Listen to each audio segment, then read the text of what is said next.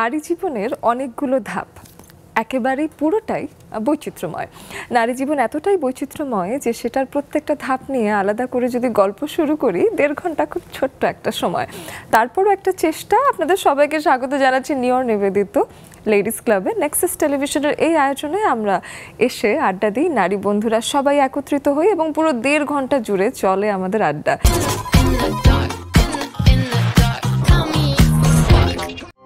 Available at Herland. সেই নারী জীবনের বৈচিত্র্যতা এবং আরও অনেক গল্প নিয়ে আজকের যে আড্ডা, সেই আড্ডাতে আমরা ডেকেছি 3 জন বন্ধুকে এবং 3 জনই ভীষণ গুণী। 3 জনের কাছ থেকেই আমরা অনেক কিছু জানতে পারবো। চলুন পরিচয় করিয়ে দিই তাদের সঙ্গে। শুরুতেই আমার সাথে আছেন অধ্যাপক ডক্টর কুহেলি ইসলাম, তিনি সঙ্গীত বিভাগে আছেন ঢাকা বিশ্ববিদ্যালয়। তার পাশে আছেন কানিস পারিজাত, তিনি একজন লেখক, গল্পকার, কবি। এবং তার পাশে আছেন চাঁদনি আক্তার, তিনি ব্যবস্থাপনা পরিচালক ও প্রধান নির্বাহী কর্মকর্তা, ইবিডি বাজার ট্রেড লিমিটেড। 3 জনকেই অনেক স্বাগতম। কুহেলি আপুর কাছে আসি সবার আগে। কেমন লাগছে আমাদের লেডিস ক্লাবে এসে? খুব ভালো লাগছে। আজকে this is the first time আমি এখানে এলাম, আর আমাকে ডাকার জন্য অনেক ধন্যবাদ আপনাদের চ্যানেলকে, আপনাদের সবাইকে। আজকের যে বিষয়টি আপনারা চুজ করেছেন সেটাও ভীষণ সুন্দর, এবং আমি ভাবছিলাম যে এই বিষয় নিয়ে আসলে আমি একটু নস্টালজিকও হয়ে যাচ্ছি, কারণ অনেক বৈচিত্র্য আছে আমাদের জীবনে। সব বৈচিত্র্যগুলো চোখের সামনে ভাসছে, একদম ভাসছে, সত্যিই তাই ভাসছে। তো হয়তো একের পর এক আমরা আলোচনার মাধ্যমে সেগুলো হয়তো উঠে আসবে। অনেক ধন্যবাদ। কানিস পারিজাত আপুর কাছে আসি। আপুর কাছে এসে জানতে চাই যে এই যে আমাদের সাথে একত্রিত হয়েছে নারীদের আড্ডা দেওয়ার একটা জায়গা, সেখানে এসে আসলে অনুভব কেমন? সবাইকে শুভ সন্ধ্যা। খুবই অন্যরকম লাগছে। আমার চারপাশে সব রঙিন রঙিন মানুষ এবং সবাই উজ্জ্বল, এবং এতগুলো উজ্জ্বল মানুষের সাথে আমি যে আজকের সন্ধ্যাটা কাটাবো বা আমাদের খুব সুন্দর কিছু মুহূর্ত কাটবে, এটা ভেবে খুব ভালো লাগছে। এবং আশা করি আজকের যে বিষয়, যে জীবনের বৈচিত্র্যময়তা, আমরা সবাই নস্টালজিক হব এবং আমরা সবাই আমাদের ভেতরের হারিয়ে যাওয়া কথা এবং আমাদের জীবনের বর্তমান মুহূর্ত অনেক আলাপ, বিভিন্ন আলাপনে উঠে আসবে, এটা ভেবে আমার দারুণ লাগছে। চমৎকার। চাঁদনি আপুর কাছেও শুনি। সর্বপ্রথম আমি নেক্সাস টেলিভিশনকে অনেক অনেক ধন্যবাদ জানাই আজকে এত সুন্দর একটা সন্ধ্যা আমাদেরকে উপহার দেওয়ার জন্য। এখানে আমাদেরকে আমন্ত্রণ জানিয়েছেন আপনারা, এবং আজকের যে বিষয়টা আর কি নিয়ে আমরা এখানে সবাই বসেছি, খুব সুন্দর একটি বিষয়। এখানে জীবনের প্রতিটা ধাপে আমরা কিভাবে সামনে এগিয়েছি, এটা আসলে সবসময় সব জায়গায় উপস্থাপনা করা হয় না। তো এই প্রোগ্রামের মাধ্যমে যেহেতু আমাদের সাথে আমাদের আরও 2টা সিনিয়র আপু আছে, আপনি আছেন, তো এই যে আমাদের প্রত্যেকেরই জীবনের বৈচিত্র্য যে সময়টুকু আমরা পার করে এসেছি, এটা যে নিয়ে গল্প করব, এটা ভেবে খুব ভালো লাগতেছে।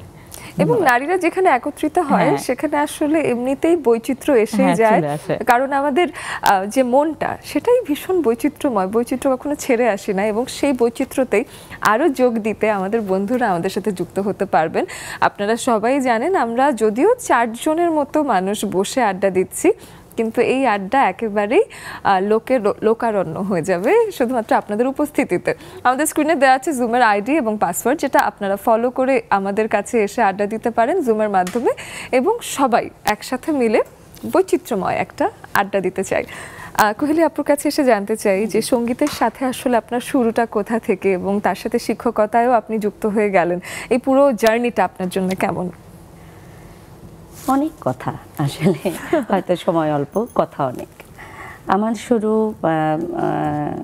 খুব ছোটবেলায়, আমি তখন 7 বছর এরকম বয়স। তো বাড়িতে গৃহশিক্ষক ছিলেন গানের, যার কাছে আমার এই যে আমার সঙ্গীতের যে অনুপ্রেরণা, এটা পেয়েছি আমার বাবার কাছ থেকে, মূলত আমার বাবার কাছ থেকে। তো আমি প্রথমে একটু একটু শুরু করি। আমার বড় বোন গাইতেন, তো বড় বোনের শিক্ষক আসতেন বাসায়, আমি আড়াল থেকে শুনতাম এবং গুনগুন করে গাইতাম। তো একদিন আমার বাবা এটা লক্ষ্য করলেন, করে বলেন যে ওর গলায় তো মনে হচ্ছে সুর আছে, তাহলে ওকে, তুমি কি গান শিখতে চাও? আমি বলেছি হ্যাঁ, আমার খুব ইচ্ছে গান শেখার। তো তখন আস্তে আস্তে আমার বোনের গান শেখা বন্ধ হয়ে গেল, মানে গান করা, আর আমি ধরে রাখলাম এটাকে। তো তো বাবার অনুপ্রেরণাতে আমি ছোটবেলা থেকেই জাতীয় শিশু পুরস্কার প্রতিযোগিতায় অংশগ্রহণ করতাম এবং আমার বাবা ওই উপজেলা পর্যায়ে, জেলা পর্যায়ে, বিভাগীয় পর্যায়ে আমি রাজশাহী বিভাগের মেয়ে, তো রাজশাহীতে নিয়ে যাওয়া, সেখানে আমি সিরাজগঞ্জে আমার বাড়ি, তো তখন সিরাজগঞ্জ জেলা হয়েছিল না, উপজেলা ছিল, তো জেলা যেতে হতো পাবনাতে। তো সেই সব জার্নিগুলো আমার বাবা ওই ছোটোবেলা থেকেই আমাকে নিয়ে নিয়ে উনি যেতেন এবং ওনার কষ্টগুলো দেখে আমার মনে হতো যে না, আমাকে অনেক প্র্যাকটিস করতে হবে এবং আমি ভেতরে ফিল করতাম তখন থেকে যে আসলে আমার গান করতে অনেক ভালো লাগে এবং আমি গান ছাড়া আর কিছু করব না, এরকমই আমার মনে হতো যে মানুষের ইচ্ছা থাকতো ডাক্তার হবো, ইঞ্জিনিয়ার হবো, আমার মনে হতো আমি শুধু গানই করব, আর কিছু করব না। লেখাপড়াটা আমার অতটা ভালো লাগতো না, গান যতটা ভালো লাগতো। তো সেই থেকে শুরু। তারপরে আমি ঢাকায় আসি, 89-এ ঢাকায় আসি সিরাজগঞ্জ থেকে এবং এসে আমি তখন আমার যিনি ওস্তাদ ছিলেন দীনবন্ধু দাস, উনি আসলে ছোট শহর কিন্তু এখন অনেক বড় বড়, আমি তো এখন শেখাই, তো তখন তো বুঝতাম না, কিন্তু এখন বুঝি যে উনি খুব ভালো একজন শিক্ষক ছিলেন এবং ভালো শিক্ষকের হাতে আমি পড়েছিলাম তখন ছোটবেলায়, যেটা আমার ভেতরে আসলে শুদ্ধ সঙ্গীতটাই আমি শিখেছিলাম। এখন আমাদের যারা অনেকেই, আমাদের স্টুডেন্টরাও আসে, বিভিন্ন জিনিস ওরা শিখে আসে, সেগুলোকে আমাদেরকে আবার নতুন করে শেখাতে হয়। তো কিন্তু আমার বেলায় সেটা ছিল না। আমার যিনি শিক্ষক ছিলেন উনি ভীষণ, আমি খুবই আমার খুবই মনে হলে তখন মনে হয় যে আল্লাহ তাআলা আমার উপরে অনেক রহমত ছিল আল্লাহর। তারপরে আমি এসে যার কাছে শেখা শুরু করি ঢাকায় এসে, ওস্তাদ নিয়াজ মোহাম্মদ চৌধুরী, এবং ওনার কাছে যখন যাই তখন তো বিশাল এক সমুদ্র এবং উনি এত ভালো, এত দরাজ কণ্ঠ ওনার, এবং উনি শিক্ষক হিসাবে এত ভালো যে ওখানে গিয়ে আমার মনে হয়েছে যে আসলে আমি অনেক শেখার বাকি, অনেক কিছু। তো তারপরে আমি ভারত সরকারের বৃত্তি পাই আমার ইন্টারমিডিয়েটের পরে এবং ICCR, Indian council for cultural relation, এই বৃত্তি নিয়ে আমি গুজরাটে চলে যাই 91-এ। ওখানে 6 বছর ছিলাম এবং ওখানে তো একটা গানেরই পরিবেশ, এবং ওখানে যখন গেলাম ওখানে তো মন্ত্রমুগ্ধের মতো আমাকে টানতো যে ওখানে মহারাজা সায়াজি রাও, যিনি মহারাজ, ওখানকার মহারাজা আর কি, ওনার জলসা ঘরটা আমাদের মিউজিক কলেজ ছিল। পরিবেশটা আমি বোঝাতে পারবো না যে এত সুন্দর পরিবেশ। আমরা এখান থেকে যখন গেছি, এখানে আসলে ওরকমভাবে তো ওই পরিবেশটা তো পাইনি। ওখানে একদিকে ভায়োলিন বাজছে, একদিকে কথক চলছে, একদিকে ভরতনাট্যম চলছে, একদিকে ক্লাসিক্যাল গান চলছে, একদিকে ঠুমরি চলছে, কোথায় কোন দিকে যাব এরকম লাগতো। তো যাই হোক, ওখানে 6 বছর শেষ করে এসে আমি বাংলাদেশে ফিরে এসে তারপর ঢাকা বিশ্ববিদ্যালয়ে জয়েন করলাম। তো এর মাঝে আরও অনেক কিছু আমি শর্টে আমি বললাম আর কি, আমার জার্নিটা খুব শর্টে বললাম। তো এখানে ঢাকা বিশ্ববিদ্যালয়ে ঢুকে আমি ব্লেসড, অবশ্যই আমি আমাদের যে সঙ্গীত বিভাগ, আমরা এটাকে, আমাদের শিক্ষকরাও ভীষণ, তারা সবাই একসাথে আমরা কাজ করে বিভাগটাকে আমরা চালিয়ে নিয়ে যাচ্ছি। চমৎকার চমৎকার। এবং আপনার জলসা ঘর থেকে আমারও একটা কথা মনে পড়লো, সেটা হলো আজকের এই দিনটা কিন্তু বিশ্ব নৃত্য দিবস, এবং সেটার শুভেচ্ছাই আমাদের বন্ধুদেরকেও জানাতে চাই। নৃত্যের সাথে অনেকেই সংযুক্ত আছেন এবং নৃত্য কিন্তু আমাদের মনের একটা ভালো জায়গা জুড়ে থাকে, এবং নৃত্যের যে বহিঃপ্রকাশ সেটা দিয়ে কিন্তু অনেক অনেক অনেক রকম অনুভূতির বহিঃপ্রকাশ আসলে। তো সবাইকে নৃত্য দিবসের শুভেচ্ছা, এবং সাথে করে আমরা চলে আসবো কানিজ পারিজাত আপুর কাছে। আমি জানতে চাই যে আপনি তো নিজেকে কবি, লেখক, গল্পকার এভাবেই পরিচয় দিতে পছন্দ করেন, এবং সেখানেই আপনি খুব সময় দিচ্ছেন, মনোনিবেশও করছেন। তো সেখানে আমি জানতে চাই যে এই আগ্রহটা কিভাবে তৈরি হলো এবং আপনার কাজের অঙ্গনটা সম্পর্কে একটু জানতে চাই। সেভাবে বলতে গেলে আমাকেও শুরু থেকে আসতে হবে। আমার শৈশব থেকে যেটা, সেটা হচ্ছে যে আমাদের বেড়ে ওঠার যে সময়টা, এই সময়টা ছিল খুব শুদ্ধ একটা নান্দনিক এবং একটা চমৎকার সময়। আমাদের বাসার যে পরিবেশটা, মানে আপা যেভাবে বললেন ঠিক সেভাবে আমার বাবা খুবই সাংস্কৃতিক মনা একজন মানুষ ছিলেন। এবং আমাদের বাসায় দেখা যেত যে নাটক মঞ্চস্থ হতো, তারপরে বিভিন্ন ধরনের গানের আসর এগুলো হতো। তো ছোটবেলা থেকেই আমি কিন্তু সংস্কৃতির দিকে ঝুঁকেছিলাম। আর আরেকটা জিনিস সেটা হচ্ছে যে আমি ক্লাসে যেমন প্রথম হতাম, আমি বেশ মেধাবী ছিলাম, আবার একই সাথে আমার কিন্তু সাংস্কৃতিক জগতে আমার একটা পদচারণা ছিল। সেটা হচ্ছে যে দেখা গিয়েছে যে আমি একক অভিনয় এবং আবৃত্তি এই দুটো ক্ষেত্রে আমার একটা সুনাম ছিল, এবং সব জায়গায় দেখা যেত যে আমি ওইভাবে পুরস্কৃত হচ্ছি, বিভিন্ন প্রতিযোগিতায় অংশ নিচ্ছি। এভাবে করে করে আরও একটা কথা বলবো যে একটা শিশু বা একটা মানুষ তার গঠনে শুধু যে তার বাবা মার ভূমিকা থাকে তা কিন্তু না, তার শিক্ষকেরও কিন্তু ভূমিকা থাকে। যে আমি যে সময়টা পাড়ি দিয়েছি, আমার প্রতিটা বিদ্যালয়ের যে শিক্ষক মণ্ডলী ছিলেন তারা কিন্তু খুবই সাংস্কৃতিক দিকে তাদের কিন্তু ওরকম একটা অনুপ্রেরণা ছিল। তো ওটা করতে করতে ছোট্ট একটা কথা বলি যে আমাদের স্কুলে একবার নাটক মঞ্চস্থ হয়েছিল। তো ওই নাটকে যে ভিলেন চরিত্র করার জন্য বড়দের ক্লাসের যারা তাদের জন্যই হবে, তো উপযুক্ত কাউকে পাওয়া যাচ্ছিল না। তখন আমার ডাক পড়লো, আমি কিন্তু তখন কেবল ক্লাস 6-এ পড়ি, এবং আমি গিয়ে যে চরিত্রটা করলাম প্রথম দিনেই মাত, এবং ওইটার পরে কিন্তু আমার একটা সুখ্যাতি, এবং সবাই আমাকে ওই কাশেম আলী আবদুল্লাহ আল মামুন শ্রদ্ধেয় উনি, ওনার নাটক আয়নায় বন্ধুর মুখ, সেখানে কাশেম আলী চরিত্র করে আমি হিট। এবং এভাবে দেখা গেল যে আমার পড়াশোনার পাশাপাশি আমার নাটক, আবৃত্তি, একক অভিনয় এগুলো নিয়ে আমি এগিয়ে যাচ্ছিলাম। পরে যখন আমি বিশ্ববিদ্যালয়ে গেলাম, ওখানে গিয়ে আমি আরও বেশি, তখন দেখা গেল কি আমার ওটাই হয়ে গেল, মানে সাংস্কৃতিক জগৎটাই ওইটাই আমার একটা প্রাণ ভোমরা। আমি ওখানে এত বেশি নিবেদিত, আমি একটি সাংস্কৃতিক দল গঠন করলাম, যেটা নাটকের সংগঠন কৃষ্টি। আমি ওই সংগঠনের নাট্য নির্দেশক, এবং আমি ওটার সভাপতি এবং ফাউন্ডার মেম্বার এবং প্রেসিডেন্ট। তো কৃষ্টি কিন্তু এখনও তাদের আলোর মশাল নিয়ে চলছে।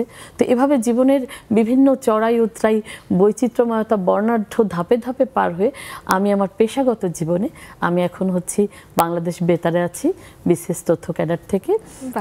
ওখানে আমি উপপরিচালক, কিন্তু ওটা আমার পেশাগত পরিচয়। আমার মূল পরিচয় সেটা আপাদমস্তক আমি প্রাণ থেকে, ভেতর থেকে একজন শিল্পপ্রাণ মানুষ। এবং ওই যে বললাম যে কর্মজীবনে ঢোকার পরে আমার যে পারফরমেন্সটা, ওই জায়গাটায় যেহেতু আমি আগের মতন সেভাবে এত বেশি অ্যাটেন্ড করা হচ্ছে না বা পারফর্ম করা হচ্ছে না, তখন শিল্পীর তো একটা ক্ষুধা থাকে। তো ওই ক্ষুধা থেকে আমি দেখা গেল যে আমার ভেতরে একটা আর্জ, একটা কষ্ট যেটা ছিল। সন্ধ্যাবেলা আমি মঞ্চ নাটক দেখতে ছুটে যেতাম যে না, আমার নাটকগুলো আমি আগের মতন কাজ করতে পারছি না। তো ওই আলো আধারিতে গিয়ে ওইটুকু দেখে আমি বলে যে আমি একটা তৃষ্ণার্ত মানুষ, আমি একটু শান্তি নিয়ে ফিরে আসতাম। এরকম করতে করতে তো যাই হোক, এর ভেতরে যেহেতু আমি আমার শিল্পকে নিয়ে, শিল্পীকে কিন্তু আপনি আটকে রাখতে পারবেন না, সে কোনো না কোনোভাবে সে প্রকাশিত হবেই। তো ওইটাই আমি কিন্তু আরোপ করে যে কবি বা লেখক হয়েছি তা না, এই গল্পগুলো হয়তো আমি অনেক বছর ধরে লালন করছিলাম, একটা গল্পের প্লট। কবিতা তো স্রষ্টা প্রদত্ত। তো এরকমই এভাবেই জীবনের বিভিন্ন বৈচিত্র্যময় স্তর, বিভিন্ন ঘটনা, বিভিন্ন অনুভূতি, বিভিন্ন আলোড়ন, সেগুলো থেকে কিন্তু আমার এই কবি সত্তা এবং আমার এই গল্পকার সত্তা, এই দুটো একসাথে বিগত কয়েক বছর ধরে প্রকাশিত হয়েছে। চমৎকার, একেবারেই তাই। এবং এই বৈচিত্র্যের গল্পগুলো আমরা আরো বিস্তারে সামনের সময়টুকুতে শুনবো। আমরা চাঁদনী আপুর কাছে চলে আসি। ইবিডি বাজার ট্রেড লিমিটেডে আপনি বেশ প্রধান নির্বাহী কর্মকর্তা এবং ব্যবস্থাপনা পরিচালক, দুটো পদেই আপনিই দায়িত্ব পালন করছেন, এবং সাথে আমি জানি যে আপনি একজন এন্টারপ্রেনার। তো একসাথে আমি একটু আপনার সম্পর্কে একটু জানতে চাই, কাজের জায়গাটা সম্পর্কে জানতে চাই। ধন্যবাদ। আসলে কাজের জায়গা বলতে এই এত বড় একটা দায়িত্ব তো একদিনে হয়ে যায়নি। আপুদের সাথে আজকে দেখা হয়ে খুব ভালো লাগলো। এই দুইজন সাংস্কৃতিক মনা, সেম টু সেম আমিও একটু ছোট থেকেই আমি বলি, আমি আসলে কখনো যে একজন উদ্যোক্তা হব সেটা আমি কখনোই ভাবিনি। আমার বাবা একজন শিল্পী ছিলেন, এবং আমার বাবা 2014 সালে মারা যান। তো আমার বাবা গিয়ে বাংলাদেশের মোটামুটি যে কাওয়ালি গানগুলো যেগুলো হয় সেগুলোর মধ্যে প্রধান একটা অংশ ছিলেন আমার বাবার। তো বাবা যখন গিয়ে বিভিন্ন প্রোগ্রামে যেতেন, তো বাবাকে বিভিন্ন চ্যানেলে দেখাতো, গান করতেন, কাউলি গান করতেন। আমার আব্বুর নাম হচ্ছে মোহাম্মদ আলী এবং আমার বাবা হচ্ছে গিয়ে সুমির আঙ্কেল, বাংলাদেশের একজন নামকরা কাউলি শিল্পী, শাহ মোহাম্মদ সুমির হুসাইন, ওনার সহকারী শিল্পী ছিলেন। তো বাবাকে বিভিন্ন চ্যানেলে দেখতাম গান করতেন। তো আমার তখন থেকে খুব গানের একটা ইচ্ছা ছিল এবং আমাদের পারিবারিক ব্যাকগ্রাউন্ড একদম শুরু থেকে আমার দাদার সময় থেকে আমাদের পরিবারে গান বাজনা হতো। তো আল্লাহ প্রদত্ত আমার বাবা তো শিল্পী ছিলেনই এবং আমার গানের প্রতি আলাদা একটা ঝোঁক ছিল। তো বাবাকে দেখে দেখে দেখে দেখে আসলে আমি গুনগুন করতে করতে আমার গান গাওয়া। আস্তে আস্তে যখন বড় হলাম তো গানের পিছনে এরকম সময় দিতে পারিনি, পড়াশোনা, এবং আমি ছোট থেকে খুব শৌখিন ছিলাম। যেমন পোশাক ডিজাইন করার ক্ষেত্রে আমার খুব একটা দুর্বলতা ছিল। আমি যেমন টিভি দেখলে আমি সবসময় ফলো করতাম যে এই নায়িকাটা কি পরেছে, ওই নায়কটা কি পরেছে, মানে এই ডিজাইনগুলো আমি খুব ফলো করতাম। তো ঘরে বসে বসে কেচি দিয়ে ছোট ছোট কাপড়ও কাটতাম। তো আমার মামা এই জিনিসগুলো খুব ফলো করতো। আমার মামা আমার খুবই কাছের, মানে বলা যায় যে মা বাবার পরে যদি কোনো স্থান থাকে সেটা আমার মামার। তো আমার মামা হচ্ছেন একজন ফ্যাশন ডিজাইনার। তো আমার মামা এই জিনিসটা খেয়াল করেছেন। তো তারপর আমাকে বললো যে তুমি কি এটা করতে চাও, শিখতে চাও? আমি বলছি জি মামা, আমি শিখবো। তো আমাকে আমার মামা নিজে একদম মানে সুই সুতা দিয়ে কাগজে কলমে হাতে খড়ি একদম আমার মামার হাতে আমার। তো আমার মামা আমাকে এই জিনিসগুলো শেখায়। তো আলহামদুলিল্লাহ আমি একজন পরিপূর্ণ একজন ফ্যাশন ডিজাইনার। আমার সম্পূর্ণ যত ধরনের ড্রেস আপ আমি পরি সম্পূর্ণ আমার নিজের ডিজাইন করা, এবং এটার পাশাপাশি আমার একটা ছোট থেকে সাজগোজের প্রতি একটা ঝোঁক ছিল, মানে ড্রেসের সাথে ম্যাচ করে আমার সাজগোজ করতে হবে, হ্যাঁ সবকিছু ম্যাচিং করতে হবে। তো সাজগোজের প্রতি আমার আলাদা একটা ঝোঁক ছিল। তো সেখান থেকে যখন একটু বয়স বাড়লো, টিনেজে আসলাম, তখন বলল না যে এইটার উপর আমার একটা কিছু করা দরকার, আমার এটা কমপ্লিটভাবে শিখতে হবে। তারপরে আরেকটা প্রতিষ্ঠানের সাথে যুক্ত হলাম। ওখানে কিভাবে মেকআপের উপরে কিভাবে ট্রেনিংগুলো হয়, কিভাবে কি করতে হয়, ওইটাও শিখলাম। ওইটা শেখার পরে যখন 2017 সালে আমার বিয়ে হয়, আমার বিয়ে 7 বছর রানিং, 2017 সালে যখন আমার বিয়ে হয়, তো আমার হাজব্যান্ড আমাকে খুব দেখতো যে আমি ডিজাইন করে করে ড্রেস পরি, সাজগোজ করি, কিভাবে করি না করি, ও এই জিনিসগুলো ফলো করতো। তারপরে আমার বিয়ের পরপর 2018 সালে আমার একটা বেবি হয়, আলহামদুলিল্লাহ আমার একটা ছেলে বেবি হয়। তারপর 2020 সালে যখন করোনার অবস্থা ভয়াবহতা ছড়ায়, তখন আমি ঘরে বসে আছি, ঘরে বিভিন্ন রকমের ডিজাইন করতাম। তো তখন তো আসলে পুরো পৃথিবীতে একটা ভয়াবহ অবস্থা চলতেছিল। তো আমার হাজব্যান্ড আমাকে বললো তুমি এত কিছু জানো, তুমি কেন মানুষকে সাহায্য করছো না? তো আমার মাথায় তখনও ঢুকে নাই যে আমার হাজব্যান্ড আসলে আমাকে কি বোঝাতে চাচ্ছে। তো বললো যে তুমি এত সুন্দর টেলারিং কাজ জানো, ডিজাইনের কাজ জানো, তুমি কেন মানুষকে এখন এটা দিচ্ছ, শেখাচ্ছ না? এখনই তো সময়, তোমার দ্বারা মানুষ উপকৃত হবে, একটা সমাজের একটা কল্যাণকর কাজ হবে। তাই আমি বললাম যে আমি এখন কি করতে পারি? তো আমার হাজব্যান্ড আমাকে বললো যে তুমি একটা ফেসবুকে পোস্ট দাও যে তুমি 100 নারীকে ফ্রি টেলারিং শেখাতে চাও। ওখান থেকে ধরে নিচ্ছি কেন সেটাও বলি। এই গল্পটা আমি একটু বাকি রেখে একটা বিরতি থেকে এসে আবার শুনবো, যাতে মানুষ একটু আগ্রহ নিয়ে অপেক্ষা করে যে তারপরে কি হলো। আমরা একটা বিরতির সময়ে চলে এসেছি। নিয়র নিবেদিত লেডিস ক্লাবে অবশ্যই থাকবেন আমাদের সাথে। একটা বিরতির পর ফিরে আসছি।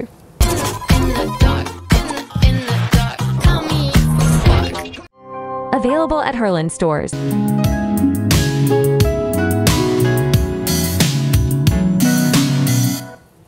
ফিরে এলাম নিয়র নিবেদিত নেক্সাস টেলিভিশনের লেডিস ক্লাবে, এবং সেই সময় এসে আড্ডা দিচ্ছি 3 জন বন্ধুর সাথে।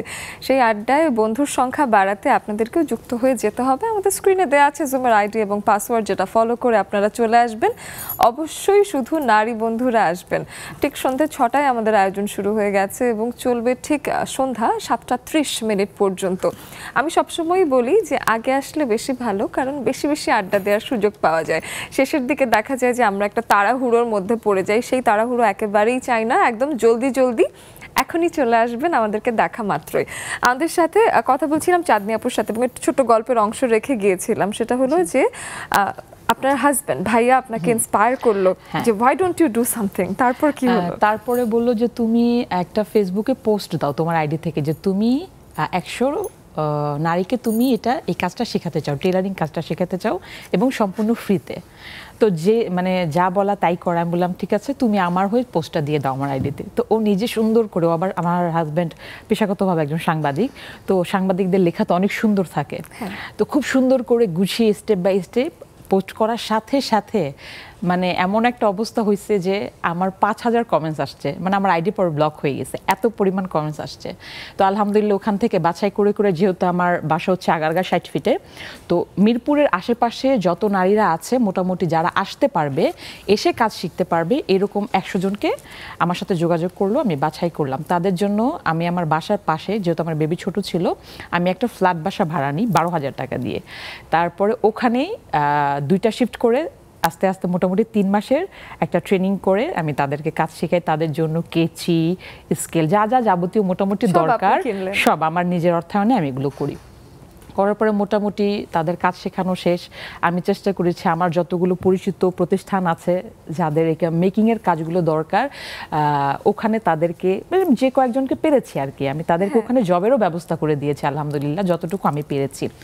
এরপরে মানে এটা কন্টিনিউ যে করব ওটা আর আমি করতে পারিনি, কারণ বেবিও ছোট ছিল, আর অর্থের যে যোগানটা ওইটারও একটা পর্যাপ্ত লিমিট থাকে, লিমিট তো আর ক্রস করা যায় না, যার কারণে ওটা আমি আর মানে কন্টিনিউ করতে পারিনি।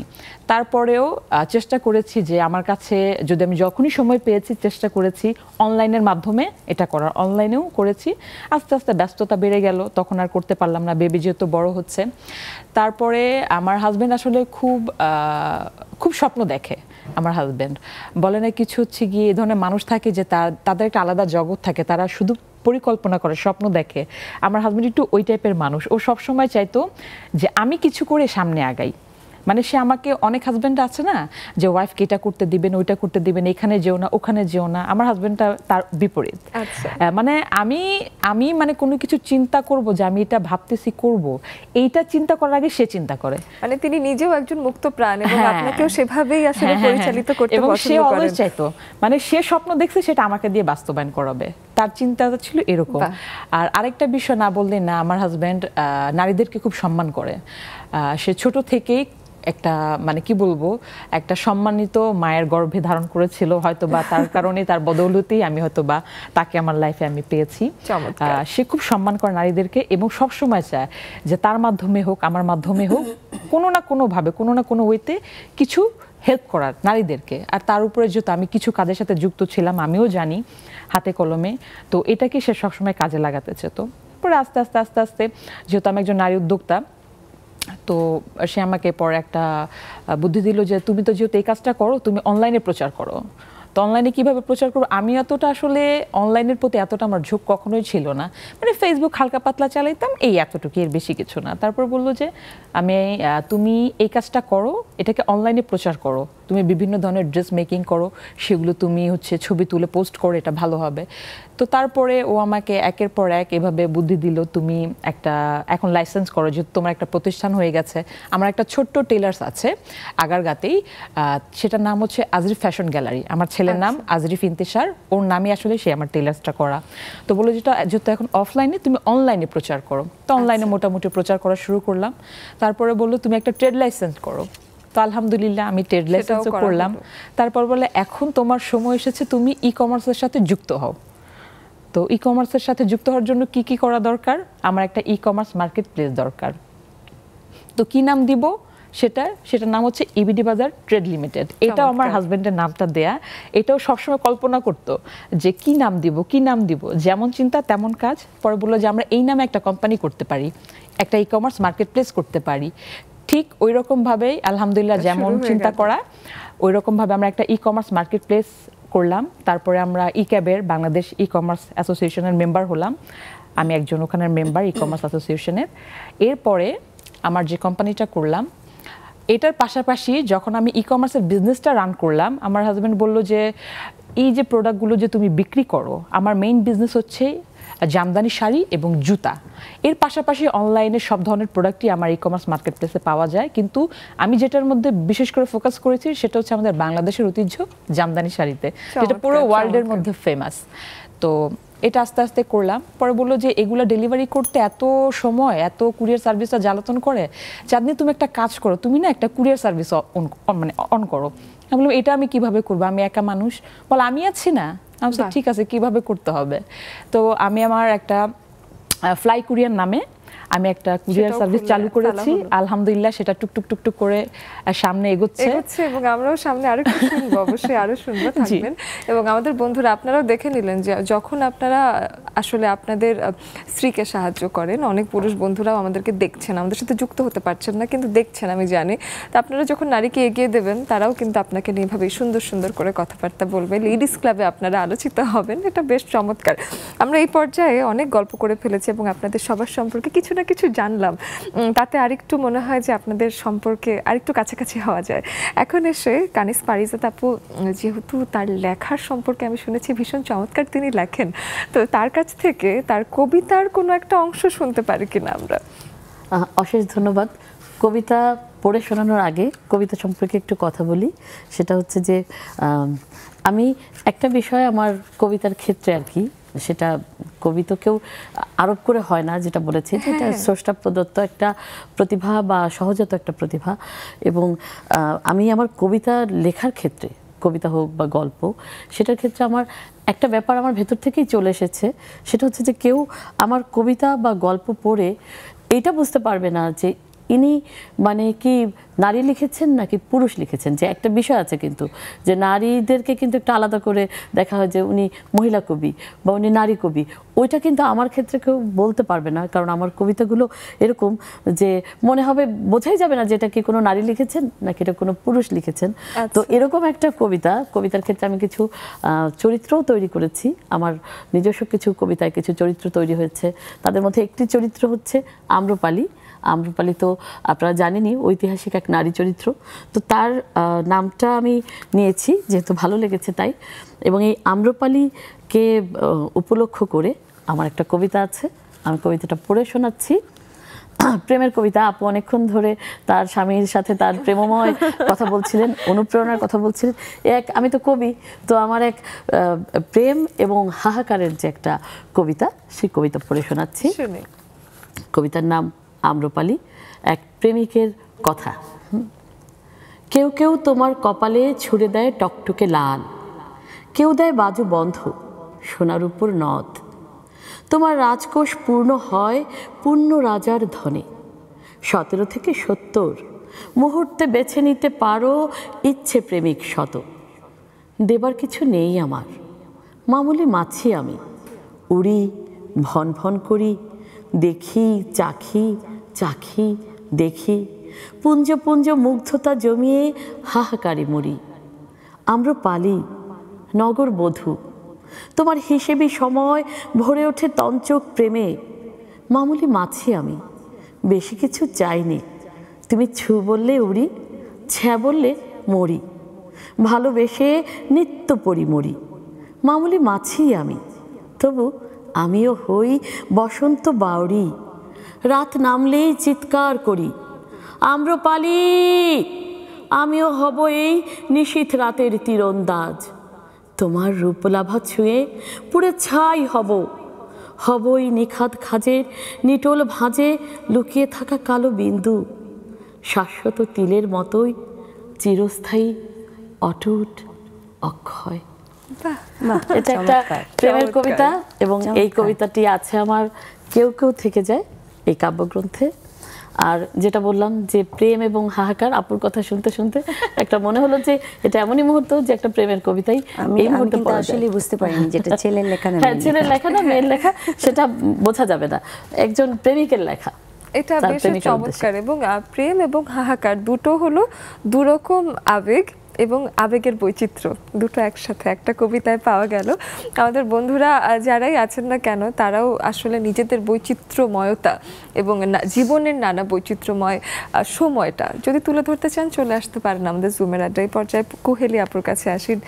কুহেলি আপুর কাছে এসে জানতে চাই যে জীবনের বৈচিত্র্য এটা আপনার মনে হয়েছে যে কখন সব থেকে বেশি আপনি অনুভব করতে পেরেছেন যে আমার জীবন খুব সমানভাবে যাচ্ছিল, একটা ফ্ল্যাট লাইন মেনে যাচ্ছিল, হুট করে আমার জীবনে একটা বৈচিত্র্য আসলো? যখন আমি ভারতে পড়তে গেলাম। আচ্ছা, আমি যখন ইন্ডিয়াতে পড়তে গেলাম, আমি যে মুহূর্তে স্কলারশিপটা পেলাম তখন থেকেই আমার ওই অনুভূতিটা হয়েছে। এবং যখন আমি সেখানে গেলাম, আমি এর আগে কখনো ইন্ডিয়াতে যাইনি, তো যখন গেলাম আমি ওখানে পরিবেশ ভাষা সবই ভিন্ন। ওখানে সবাই গুজরাটি ভাষায় কথা বলে আর হিন্দি ভাষায় কথা বলে। আর আমার মিডিয়াম, পড়ালেখার মিডিয়াম আমাকে নিতে হয়েছে হিন্দি। আচ্ছা, আমার অনার্স মাস্টার্স সব আমার ভাষা ছিল, পড়ার ভাষা ছিল হিন্দি। তো হিন্দিটা ওখানে গিয়ে আমাকে শিখতে হয়েছে, যেটা আমার জন্য অনেক চ্যালেঞ্জ ছিল। এবং আমাদের বাংলাদেশিরা যারাই যায় সবাইকেই তাই করতে হয় ওখানে যারা পড়তে যায়। আর আমরা যেহেতু ক্লাসিক্যালে, ওখানে শুধু ক্লাসিক্যালই আছে, যারা ভোকালে যায় কণ্ঠসঙ্গীতে। তো মিউজিকে ইংরেজি মাধ্যম নেওয়া যায়, কিন্তু বই অত পাওয়া যায় না।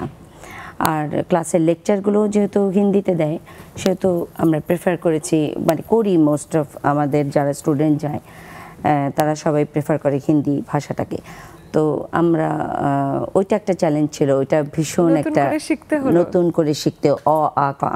আমার রুমমেট ছিল একটা সিন্ধি একটা আপু ছিল, ওনার নাম ছিল সিনথিয়া সামথিং, আমি যদি ভুল না করি। তো উনি আমাকে প্রথম এটা শেখায়, মানে অ আ ক খ থেকে শেখায়। আর আরেকটা কথা যেটা, যে আমরা যেহেতু আমি বাংলা মিডিয়াম থেকে গেছি, তো ওখানে যাওয়ার পরে না পারি ভালো মতো হিন্দি বলতে, না ইংরেজিতে ফ্লুয়েন্ট ছিলাম। তো তখন আমার মনে হতো যে আমাকে তো এটা করতেই হবে। প্রথম যেটা, আমাকে ভাষা শিখতে হবে, সেটা দুটো ভাষাই। এক হচ্ছে হিন্দিতে, হিন্দি বুঝতাম কিন্তু হিন্দিতে ওরকম ফ্লুয়েন্টও ছিলাম না কথা, মানে আপনার পারদর্শিতা দরকার ছিল। পারদর্শিতা সবচেয়ে আমি ভুল করতাম হচ্ছে গায়া গাই। ছেলেদের বলে গায়া আর মেয়েদের বলে গাই, তো ছেলেদেরকে বলতাম গাই। এটা আসলে হয়, কিন্তু আমি দেখেছি যে মেয়েদের ক্ষেত্রে রসিকারটা উচ্চারণ হয়। আচ্ছা, এইখান থেকে একটু ধরে নেই আপু, একটা বিরতি থেকে এসে গল্পের বাকি অংশ শুনবো অবশ্যই। আপনারা দেখতেই পাচ্ছেন আমাদের আড্ডা কিন্তু আজকে বৈচিত্র্যে বৈচিত্র্যময়, এবং আপনারাও থাকবেন আমাদের সাথে। নিয় নিবেদিত লেডিস ক্লাব চলছে, ফিরে আসছি বিরতির পর।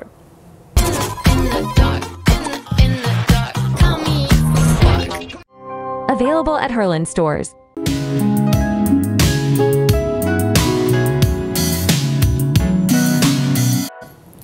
জীবনে বৈচিত্র্য আছে বলেই হয়তো জীবন এত সুন্দর।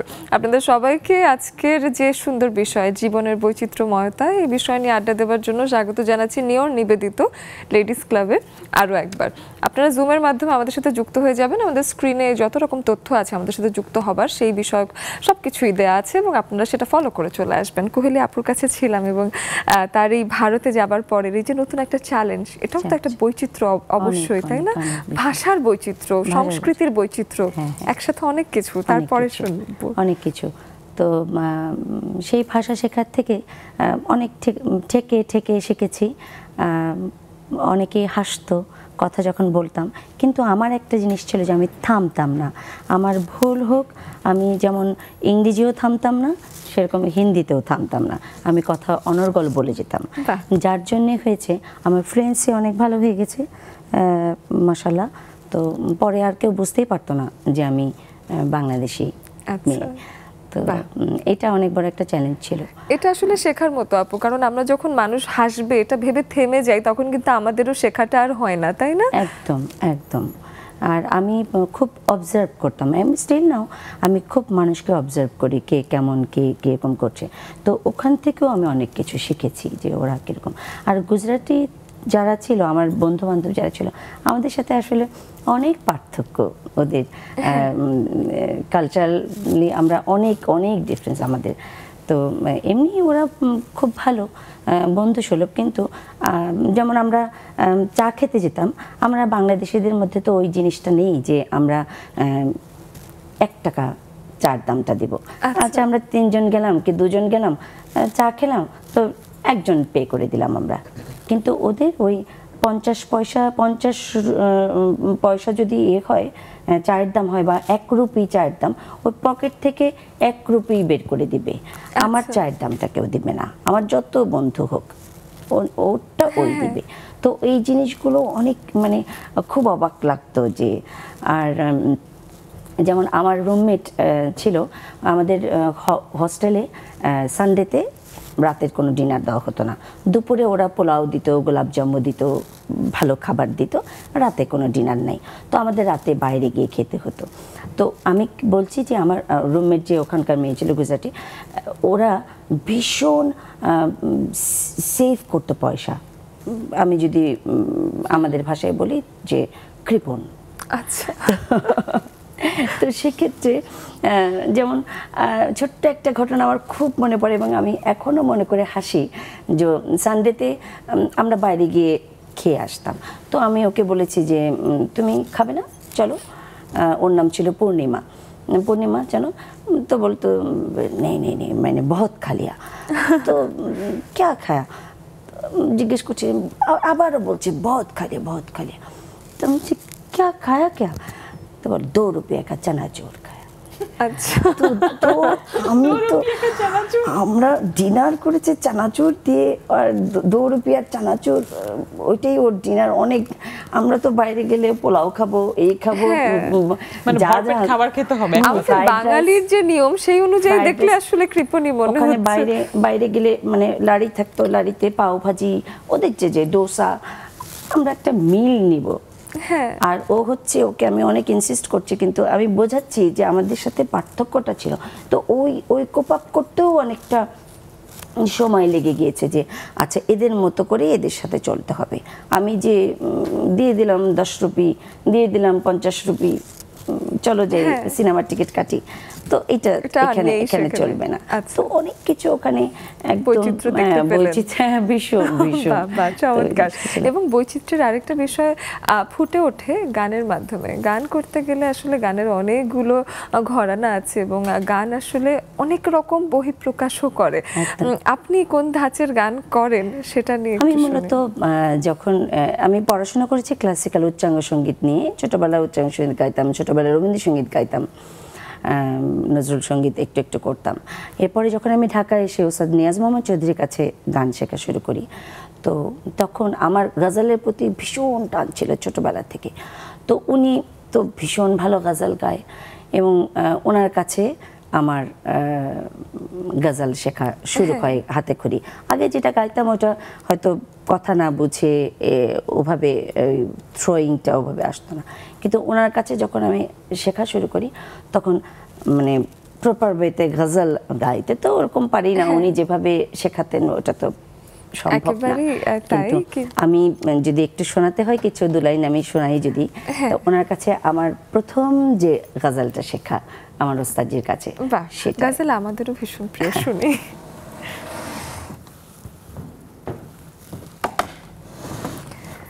আমরা এই সময়টা আপুর কাছে একটা গজল শুনছি। একটা গজল। আচ্ছা ঠিক আছে। এই গজলটা মেহেদী হাসানের গাওয়া একটা গজল।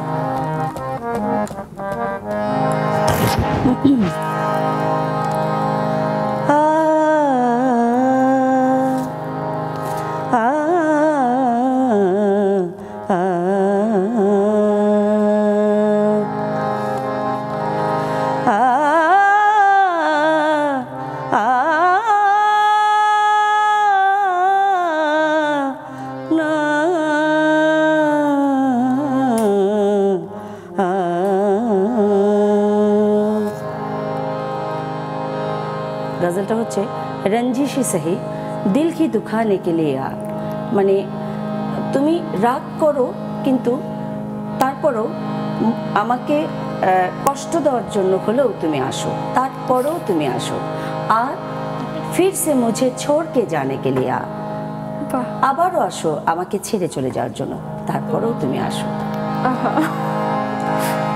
রঞ্জিশে সহি रंजिशे सहे दिल ही दुखाने के लिए आ, रंजिशे सहे आ फिर से मुझे छोड़ के जाने के लिए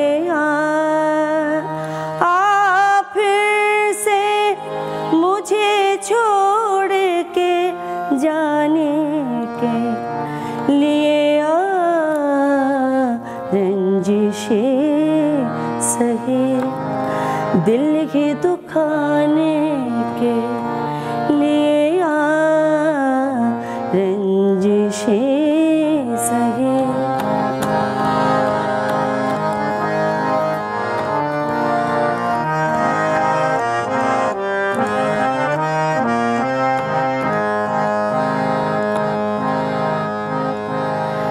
जैसे जैसे तुम्हें आते हैं न आने के बहाने,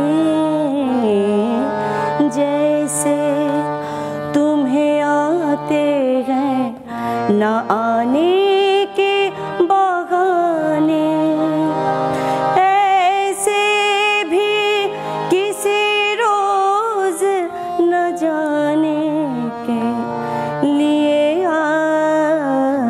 रंजिशें सहे। ऐसे भी किसी रोज न जाने के लिए रंजिशें सहे। दिल की दुखाने के लिए रंजिशें सहे। आप फिर से मुझे छोड़ के जाने के लिए रंजिशें सहे। दिल की दुखाने के लिए रंजिशें सहे। চমৎকার, একেবারেই মনে হলো যে অন্য কোথাও চলে গেলাম, ঘুরে চলে আসলাম আবার। বেশ চমৎকার। আমার মনে হচ্ছে যে আসলে এভাবেই গানের বৈচিত্র্য, গানের কথার বৈচিত্র্য আমাদেরকে কোথায় কোথায় নিয়ে যেতে পারে। কি চমৎকার। সেই সময়টা এসে আবার চাঁদনী আপুর কাছে আসতে চাই এবং জানতে চাই যে জীবনের সব থেকে বৈচিত্র্যময় সময় কোনটা ছিল? বৈচিত্র্যময় সময় কোনটা ছিল? আসলে আমি 2011 থেকে আমার লাইফটা 2016 পর্যন্ত খুব মিস করি। আমার ওই সময়টা খুব আনন্দের, খুব বৈচিত্র্যময় সময় ছিল। আমি খুব এনজয় করেছি ওই সময়টাকে। পড়াশোনার পাশাপাশি ছোট একটা জব করতাম, মানে বলে না উড়নচণ্ডী, ঠিক ওই টাইপের ছিলাম।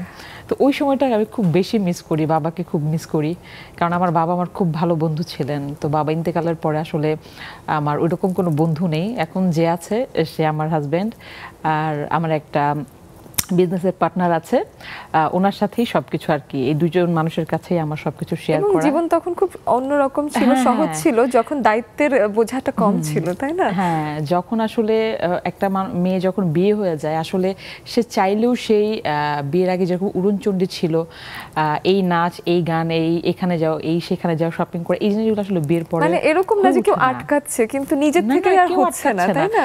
বিশেষ করে আমার হাজবেন্ড তো মোটেও এরকম মানুষ না, সবসময় বলে তোমার যা ইচ্ছা করো, শালীনতার মধ্যে থেকে করো। আর আমি অলওয়েজ এই টাইপেরই ছিলাম, শালীনতার মধ্যে থেকে সবকিছু করতে পছন্দ করতাম। ওই সময়টাকে আমি খুব মিস করি। তার উপরে যখন আর কি আমার হাজব্যান্ড আমাকে ইন্সপায়ার করলো যেগুলো করো, এর মাঝখানে তো কাজের ভিতরে ঢুকেই গেলাম, সংসার, বাচ্চা কাচ্চা, কাজ। এবং আরেকটা বিষয় না বললেই না, আমার একটা ছোট যে কুরিয়ারটা আমি কিছুক্ষণ আগে বলেছিলাম, আমি বাংলাদেশে সর্বপ্রথম নারী উদ্যোক্তা যে একজন কুরিয়ার করেছে। আমি ফার্স্ট, আমার পরে সেকেন্ড, এই পর্যন্ত কেউ হয় নাই। যারা আছে সবাই একা, মানে একাই চালিয়ে যাচ্ছেন এখন, আলহামদুলিল্লাহ। এবং আমার হেল্পিং হ্যান্ড হিসেবে পেছন থেকে সাপোর্ট দেওয়ার জন্য, ব্যাকবোন বলেন, যাই বলেন না কেন, এটা আমার হাজবেন্ড। এবং আরেকজন মানুষ আছে যার আর কি যদি তার নামটা না নিই তাহলে হচ্ছে গিয়ে খুব খারাপ দেখায়। তিনি হচ্ছে গিয়ে সুজন তালুকদার। উনি হচ্ছে আমার খুব ভালো একজন বন্ধু, আমার ব্যবসায় পার্টনার, এবং আমাদের একটা খুব ভালো একটা বন্ধুত্ব সম্পর্ক আমার হাজবেন্ড আমার এবং সুজন ভাইয়ের। তো উনিও প্রচন্ড সাপোর্ট করেছে, কোথাও ঠেকে গেলে সেখানে বলেছে যে আপনি এইভাবে না এইভাবে করেন। জীবন আসলে বেশ সুন্দর, এরকম কিছু মানুষ পাওয়া গেলে চমৎকার। আমাদের জুমে অনেক বন্ধুরা আছেন, আমি দেখতে পাচ্ছি নাজি আপু আমাদের সাথে আছেন, তিন্নি আপু যুক্ত হয়ে গেছেন, ওদিকে মুক্তি আপু আছেন আমাদের সাথে, হাসিনা আপু আছেন, আর সবাই সবার সাথে আড্ডা হবে। সবাই যেহেতু আস্তে আস্তে যুক্ত হওয়া শুরু করেছেন, বাকিরাও এরই ফাঁকে চলে আসবেন, এসে আপনাদের সাথেও গল্প করব। বৈচিত্র্যময়তা, এটা নিয়ে আজকের আড্ডা, এবং আমাদের নিয়র নিবেদিত লেডিস ক্লাবে ফিরে আসছি কিছুক্ষণের মধ্যেই।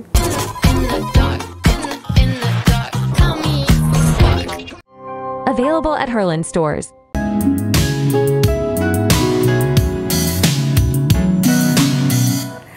Welcome back once again to Nexus Television's Near Presence Ladies Club. আমরা যে এই সময় আছি, এই সময় এসে আমরা দেখা যাচ্ছে যে গানে, কবিতায় এবং আমাদের গল্প, আড্ডায় সব কিছুতে আমরা মুখরিত হয়ে গেছি, এবং সেখানেই আমাদের সাথে বৈচিত্র্যই তো পাচ্ছেন আজকের আড্ডায়, তাই না? আমাদের আড্ডার বৈচিত্র্যটা আরও কয়েক গুণ বাড়িয়ে দিতে আমাদের বন্ধুরা, আমাদের জুমের বন্ধুরা চলে এসেছেন, এবং সেখানেই আমি দেখতে পাচ্ছি আমাদের অনেকজনই আছেন। নাজিয়া আপু, গুড মর্নিং, আপনার সাথেই শুরু করি। আজকের বৈচিত্র্যময় আড্ডা কেমন লাগছে? খুব ভালো লাগছে। আর এই যে আপার রঞ্জিশের সহি গানটা আমার one of my favourite ghazals. Thank you, আমি রিয়েলি এনজয় করছিলাম। খুব সুন্দর আপনার উচ্চারণ, আর আপনার গানের যে শৈল্পিকতা তো আছেই, আর আপনার গল্পগুলো আমার ভালো লাগছিল। রাজস্থানের যে আপনার গল্পগুলো বলছিলেন, আমি খুব এনজয় করছিলাম। গুজরাটে কথা বলছিলেন এবং আমার এরকম এক্সপিরিয়েন্স, মানে আমাদের দেশে এরকম হয় না যে আমরা একসাথে কোথাও খেতে গেলে মানে যার যারটা শেষে দিব। এটা বাংলাদেশে হয়তোবা এখন প্রফেশনাল ক্ষেত্রে অনেক ইয়েতে হয়েছে, আগে আমাদের সময়টা ছিল না। তবে আমরা যখন ইউনিভার্সিটি পড়তাম তখন আমরা কিন্তু আমাদেরটাই দিতাম, ওইটা হয়তো স্টুডেন্ট লাইফ হিসেবে, কিন্তু প্রফেশনালি হয়তো বা ওই সিচুয়েশনটা আমার দেশে হয় নাই যে প্রফেশনালি আমি লাঞ্চে গেছি, কে কোনটা দিবে সেটা হয়নি কখনো। তবে এইসব দেশে আপনি দেখবেন উন্নত দেশগুলোতে এখন সবাই মোটামুটি দেশের বাইরে একটু বেড়াতে যায়, তারা দেখবেন যখন লাঞ্চে যায় যার যারটা শেষে দেয়। এটা আমার কাছে খারাপ কিছু মনে হয় না, আমার মনে হয় এটাই তো স্বাভাবিক, কারণ যার যার ইচ্ছা অনুযায়ী সে খাবার অর্ডার করছে, কি নিবে, তার বিলটা একটু ডিফারেন্ট আসবে, তারটা আবার অন্য শেয়ার করবে, এবং আমার কাছে মনে হয় যে এটা খারাপ না, এটা ভালো। এটা বৈচিত্র্যময়তার এটা খুব একটা আমার এবং এক একটা সময় আপু এক একটা নিয়ম প্রয়োজন হয়, এবং এটাও আমার মনে হয় যে বৈচিত্র্যময়তারই তো একটা অংশ, যে যখন যেখানে জীবন যেমন, তাই না? একদমই। তো আমরা তিন্নি আপুর কাছেও আসি, ছোট করে একটু তার কাছে শুনি যে জীবনের বৈচিত্র্যের বিষয়টা একটু শুনি, যে বৈচিত্র্যময়তা কোন সময়টা সবচেয়ে বেশি বৈচিত্র্যময় ছিল? আসসালামু আলাইকুম আপু, সবাইকে শুভ সন্ধ্যা। আর আপুর গানটা আসলে গায়কিটা এত বেশি সুন্দর ছিল, আমি আসলে মুগ্ধ হয়ে শুনছিলাম। আর বৈচিত্র্য আসলে আপু, আমি তো আসলে আমার যখন স্কুল লাইফ ছিল, আর সবচেয়ে বেশি বৈচিত্র্যময় লাইফ বলবো হচ্ছে আমি যখন ভার্সিটিতে পড়তাম, আমরা 3 বান্ধবী ছিলাম। যখন ছুটি হতো একসাথে 3 জন যেতাম, তখন আসলে অবরোধের সময় থাকতো, তো যখন আমরা বুয়েটের থেকে যেতাম একসাথে, তো অনেক সময় গ্যাস উড়িয়ে মারতো, হঠাৎ করে হরতাল হতো, তো 3 জন 3 জনকে ছাড়তাম না। এই স্থিতিটা এখনো ভুলি না, মানে 3 জনের করে ধরে রাখতাম। তারপর একসাথে যে আম ভর্তা খেতাম, এখন যেমন গরমের সময় আমরা মানে প্রচুর আম ভর্তা খেতে হবে গরমে, আম ভর্তা খেতাম। ইডেনের ওদিক দিয়ে হেঁটে হেঁটে বাসায় আসতাম, বাসে উঠে বাসায় আসতাম। এই জিনিসগুলো খুব মানে আমার কাছে বৈচিত্র্যময় লাগে এখনো। একদমই তাই। এবং এই ইউনিভার্সিটির জীবনটা আমার কাছে মনে হয় প্রত্যেকের ক্ষেত্রেই এমন, যে মানুষ আমি আমার কেন পাখির মতো মন এমন হয়ে যায়। তো সেই রকমই একটা সময়ে আমার মনে হচ্ছে আপুর গানটা শুনে আমাদের কবি মানুষ যিনি আছেন তার মনের ভেতর একটা আবহ তৈরি হয়েছে, এবং তার কাছ থেকে একটা কবিতার অংশ শুনে নেই। অনেক ধন্যবাদ। আসলে আমরা যারা কবি বা লেখক, আমাদের মনটা কিন্তু আন্দোলিত হয়, কিংবা বলা যায় যে আলোড়িত হয়। আপু যখন গজল গাইছিলেন, আমার মনে হলো যে আমি বোধহয় লখনৌতে চলে গিয়েছি, আমি একটা সুন্দর একটা আবেশিত সন্ধ্যা কাটাচ্ছি, এবং আমি একটা আবেশের মধ্যে চলে গিয়েছি। এবং উনি ওনার গজলের যে কথা বলে দিয়েছেন, যে অর্থটা কি, যে মানে প্রেমিক বা প্রিয়জনকে ফিরে আসার কথা বলা, ওই ফিরে আসার কথা বলা, বা এই যে একটা আকুতি বা যে একটা হাহাকার, এই প্রেমার্ত মানুষের যে কাতরতা। আমাদের দেশীয় অনেক গানও কিন্তু আছে যেখানে এই যে একই আকুতি, একই হাহাকার, কারণ সমগ্র পৃথিবী জুড়ে, সেটা শুধু আমাদের দেশ না, সারা পৃথিবী জুড়ে প্রেমিকের অনুভূতি কিন্তু একই, এবং যিনি বিরহ কাতর তার অনুভূতি কিন্তু একই। এই জন্যে পৃথিবীর যে প্রান্তেই হোক না কেন, কবির অনুভূতি কিন্তু তারা ডিফারেন্ট জায়গায় বসে লিখবে, কিন্তু তাদের ওই আকুতি বা অনুভূতিটা কিন্তু একই রকম হবে। তো এই কারণে আমার এর আগেও বলেছি যে আমি আজকের বিষয় যেহেতু বৈচিত্র্য, আমার কবিতাগুলোর ভেতরে কিন্তু কিছু বৈচিত্র্যময় চরিত্র চলে এসেছে। একটি চরিত্র, এই চরিত্রটির নাম হচ্ছে রূপময়ী। তো রূপময়ীকে নিয়ে আমার অনেকগুলো কবিতার সৃষ্টি হয়েছে।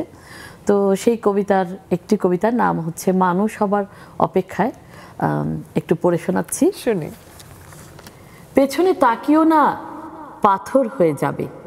রূপময়ী বলে, আমি শুনি। রূপময়ীর সাথে পাড়ি দেই ঝিরিপথ, ক্ষীরসাগর, কানাবটের মোড়, পঞ্চনদীর ঘাট, আরও কত কি। আমি আগে, রূপময়ী পিছে। রূপময়ী বলে, আমি শুনি। শুনতেই থাকি, শুনতেই থাকি। আনতে পারো মেঘের পালক? আমি বলি, কোথায় পাবো? ওই যে নীল পাহাড়ের চূড়ো, ওইখানে। আমি বলি, হে আর এমন কি, এক শ্বাসে যাবো ছুটে, আনবো খুঁজে মেঘের পালক, দেব তোমার খোঁপায় গুজে। রূপময়ী বলে, পেছনে তাকিও না যেন, পাথর হয়ে যাবে। আমি বলি, সে আর বলতে। এক ছুটে চলে যাই নীল পাহাড়, উঠতেই থাকি, উঠতেই থাকি, খাঁজ থেকে খাঁজে, ধাপ থেকে ধাপে, আর একটু গেলেই চূড়ো, আর একটু গেলেই মেঘের পালক। হঠাৎ বদলে যায় আলো, অদ্ভুত এক আভায় ঢেকে যায় সব। বুধ হই আমি, ভুলে যাই মায়াবাণী, ভুলে যাই শপথ। মায়াবী আলোয় রূপময়ীর রূপ দেখতে ফিরে তাকাই, পাথর হয়ে যাই। পাথর, পাথর, পাথর, নীল পাহাড়ের গায়ে সারি সারি পাথর। আমিও এক পাথর, নিশ্চল, নিরুত্তাপ, সবুজ এক পাথর। আমার শরীর পাথর, আমার চোখ পাথর, অথচ অথচ মনটা মানুষ হয়েই রয়। চিৎকার করে ডেকে উঠে কয়, রূপময়ী, আমাকে মানুষ করে দাও। আর দেখব না তোমার রূপ, ভুলবো না ওই মায়াবাণী। আর একবার, একবার আমাকে মানুষ করে দাও। রূপময়ী শোনে না, রূপময়ী ফেরেও না, নিঃশব্দে চলে যায়। নীল পাহাড়ের গায়ে পাথর হয়ে আছে সহস্র যুগ, সাপমোচনের আকাঙ্ক্ষায়, পাথর থেকে মানুষ হবার অপেক্ষায়। চমৎকার, চমৎকার, কি সুন্দর লেখা। আপার গজলটা শোনার পরে যে অনুভূতি এলো, এবং মনে হলো যে একটা প্রেম এবং বিরহের এমন একটা কবিতা এই সময়ে প্রযোজ্য। এটা আমার এই যে শেষ চুমুকের আগে এই গ্রন্থে, শেষ চুমুকের আগে, বইটার নামটাও বেশ চমৎকার। আমাদের বন্ধুরাও এখন আছেন আমাদের সাথে, আমাদের পারুলাপাও যুক্ত হওয়ার চেষ্টা করেছেন আমাদের সাথে। সবাই অবশ্যই নিজের ভিডিও অন রাখবেন, সবাই একইভাবে যেই ফ্রেমে সবাই বসে আছেন সেভাবেই সুন্দর করে সামঞ্জস্যপূর্ণভাবে বসবেন এবং চলে আসবেন আমাদের সাথে আড্ডা দিতে। চলছে নিয়র নিবেদিত লেডিস ক্লাব। বিরতি থেকে এসে আরো অনেক গল্প হবে, থাকুন আমাদের সঙ্গেই।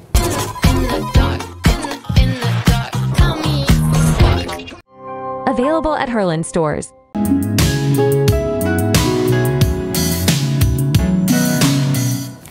জীবন যদি একেবারেই একরকম হতো, জীবনের সুখ দুঃখ নানান অনুভূতির বহিঃপ্রকাশ না থাকতো, এত রকম অনুভূতি যেগুলো মাঝে মাঝে কষ্টকর, সেই অনুভূতিগুলো যদি জীবন থেকে বাদ হয়ে যেত, তাহলে কেমন হতো জীবনটা? আপনি একটু ভেবে দেখেছেন কখনো?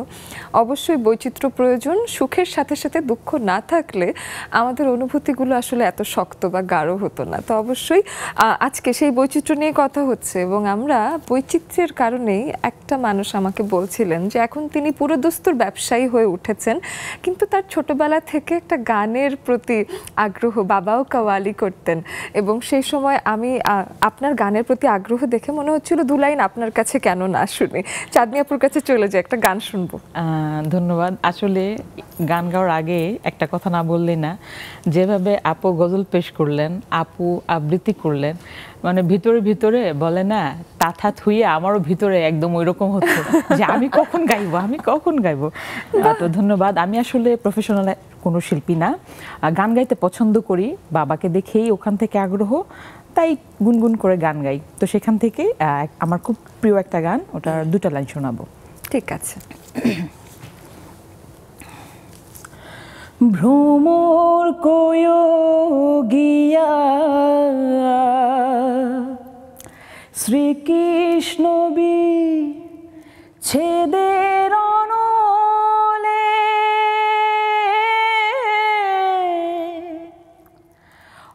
অঙ্গ যায় জ্বলিয়া রে, ভ্রমর কয় গিয়া, ভ্রমর কয় গিয়া শ্রীকৃষ্ণ বিচ্ছেদের অনলে,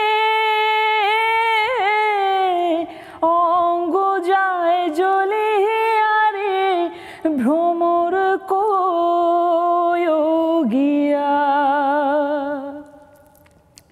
কয় কয় কয় রে ভ্রমর কৃষ্ণ রে বহু যাইয়া, কয় কয় কয় রে ভ্রমর কৃষ্ণ রে বহু যাইয়া, আমি রাধা ময়রা যাম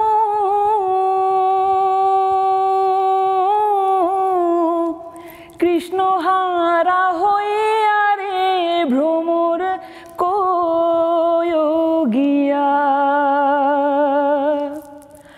ভ্রমর কয় গিয়া শ্রীকৃষ্ণ বিচ্ছেদের অনলে, অঙ্গ যায় জ্বলিয়া রে, ভ্রমর কয় গিয়া। কি চমৎকার! এই যে এত এত গুণ কাজের আড়ালে লুকিয়ে পড়ছিল মনে হচ্ছিল। অনেক কাজের গল্প শুনেছিলাম, এদিকে আমাদের বন্ধুরা ভীষণ উপভোগ করছেন আমার বিশ্বাস। আর সেই সময়ই আমরা যদি একটু চলে আসি আমাদের ওবায়দা আপুর কাছে। ওবায়দা আপু, আপনার কাছে এসে জানতে চাই জীবনের বৈচিত্র্যময়তা সম্পর্কে কেমনভাবে দেখেন এই বিষয়টাকে। আসসালামু আলাইকুম সবাইকে। ওই কানিজ আপার কথাগুলি, কবিতা খুব ভালো লাগলো, ওই আপার গানগুলি অনেক ভালো লাগলো, স্টুডিওর সবার কথাগুলি শুনছিলাম, বৈচিত্র্যময়তার বিষয়টা অনেক সুন্দর। আর আজকে আমার গলা বসে গেছে, অনেকদিন যে কাশির সাথে যুদ্ধ করছি, আজকে কেমনি জানি গলা বসে গেল। তো যাই হোক, তো বৈচিত্র্যময়তা জীবনের একটা বড় অংশ, এটা মাঝে মাঝে ভাবে মনে হয় আসে, কিন্তু আসল বৈচিত্র্যময়তা ছিল শিশুকালে বা ছোটবেলায়, বড় হওয়া পর্যন্ত, কলেজ পর্যন্তই বলা চলে। যে বাড়িতে মানে অনেক মানুষ থাকতেন, বাবা মা, তারপরে ভাই বোন গুলা, আত্মীয় স্বজন আসতেন বাড়িতে, অনেকে দেখতেই আসতেন, বাড়ি ঘরেই দেখতে আসতেন, তাদের বাড়িতে যাওয়া প্রাকৃতিক সুন্দর। আমাদের বাড়িটাতে একটু আমার ভাইয়ের কারুকাজ করা অনেক সৌন্দর্য, মানে নিজেই হাত দিয়ে বানিয়েছিলেন। তারপর যেহেতু বিভিন্ন ধরনের নকশা করে আমার ভাই ডিজাইন করতেন আর কি। বাড়ির কাঁঠাল গাছ ছিল ছোট ছোট, সেই কাঁঠালগুলিও ডিজাইন করতেন। তারপরে আমার ভাইয়েরা সবাই বিভিন্ন ধরনের, ভাইদের ক্রিয়েটিভিটি আছে। আমার ভাই সবাই শৈল্পিক চিন্তা রাখতেন। হ্যাঁ, সেইগুলি দেখতে। বাহ বাহ, চমৎকার। আপুর যেহেতু শুনতে পাচ্ছি না আপুর কাছ থেকে, আমি এখন এসে একটু নার্গিস আপুর কাছে আসি। নার্গিস আপু, আপনার কাছে এসে একটু শুনি। নার্গিস আপু, আপনার কাছে এসে যেটা জানতে চাই সেটা হলো যে জীবনে যখন বৈচিত্র্য আসে, সেটা ভালো বৈচিত্র্য হতে পারে, কিছু নেতিবাচকতাও আসতে পারে, তো এই যে আপস অ্যান্ড ডাউনস, এই জিনিসটাকে কেমন লাগে? আসসালামু আলাইকুম সব। জি, আসসালামু আলাইকুম সবাইকে। আসলে বৈচিত্র্য লাইফের মধ্যে অনেক একটা বড় পার্ট। এখানে যে মানে সবসময় ঋতু বদলের মতন আমাদের জীবনেও কিন্তু অনেক সময় আপ অ্যান্ড ডাউনটা আসে। হ্যাঁ, এগুলোকে মেনে নেওয়া, এর সাথে চলাটাই বুদ্ধিমানের কাজ। হ্যাঁ, আমার কাছে আমি ঋতু বৈচিত্র্যের মতন বা আমার জীবনের লাইফের মতন আমি চলতে থাকি। যখন যেটা সামনে আসে আমি ফেস করার চেষ্টা করি। হ্যাঁ, সবসময় পেরে উঠি না, তারপর চেষ্টা করি সময়ের সাথে সাথে সব বৈচিত্র্যের সাথে সাথে নিজেকে রাঙায় চলা। নতুন বন্ধু যেমন ভালো লাগে, নতুন পরিবেশ যেমন ভালো লাগে, নতুন মানুষ যেমন ভালো লাগে, মিশতে ভালো লাগে। এর মধ্যে বৈচিত্র্য আমার কাছে মেনে নেই।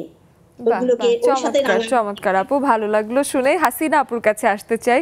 আমি জানতে চাই যে আপুর জীবনের সবচেয়ে বড় পরিবর্তন কখন এসেছে?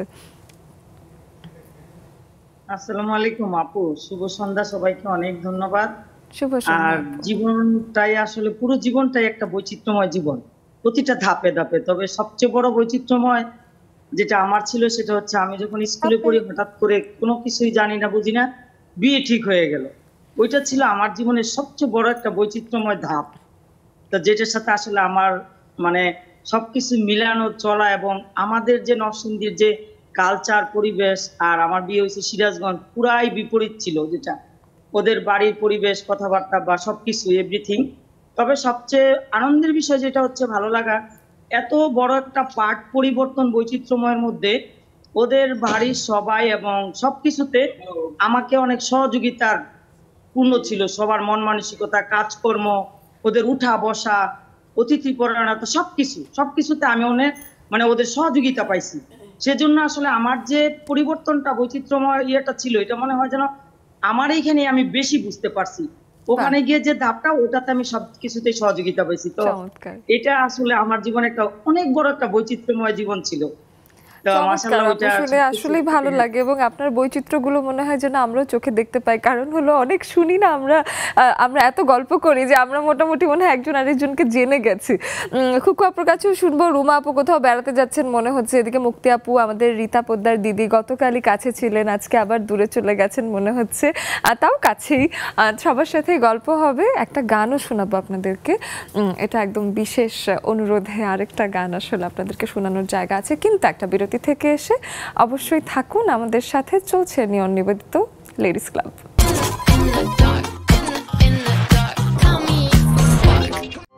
Available at Herland stores.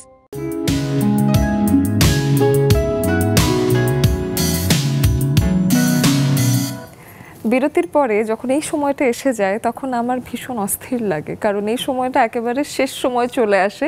আড্ডার শুরুতে যতই মনে হোক না কেন একটা লম্বা সময়, আড্ডার শেষ প্রান্তে এসে সব সময় কম মনে হয়।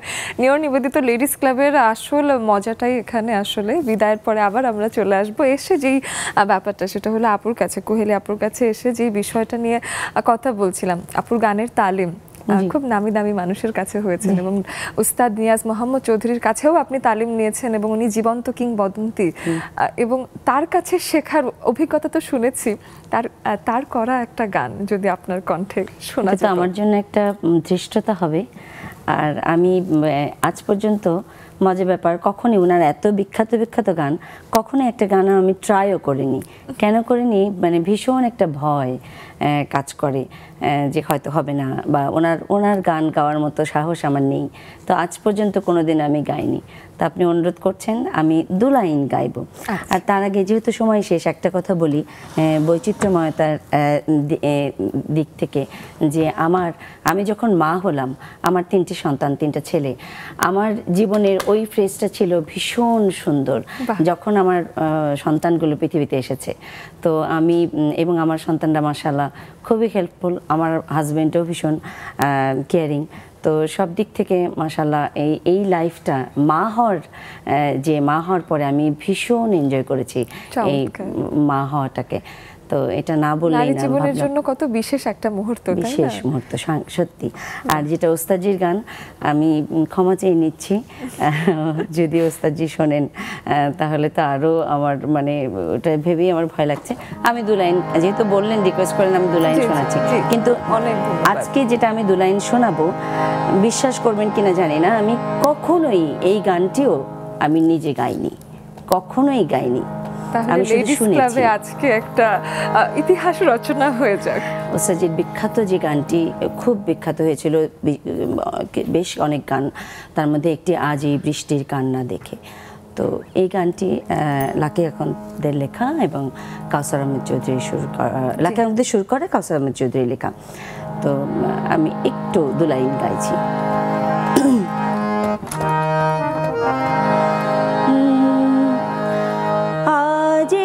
বৃষ্টির কান্না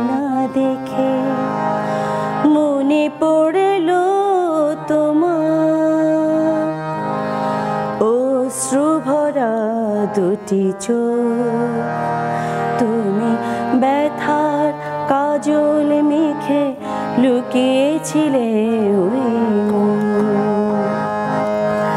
আজ এই বৃষ্টির কান্না দেখে মনে পড়ল তোমার, অশ্রুভরা দুটি চোখ, তুমি ব্যথার কাজল মেখে লুকিয়েছিলে ওই মন। এটুকুই গাইলাম এবং খুব ভয় ভয়ে গাইলাম। চমৎকার চমৎকার। আজ এই বৃষ্টির কান্না দেখে, কালজয়ী একটা গান।